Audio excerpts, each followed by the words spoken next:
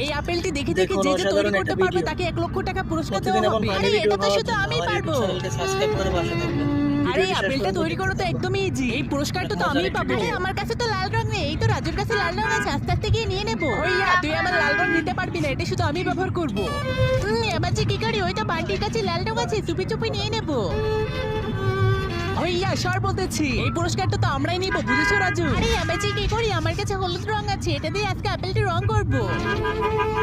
এই দেখুন স্যার, আমি রং করেছি। আরে রাজু দেখ দেখ, মিনা হলুদ কালারতে রং করছে।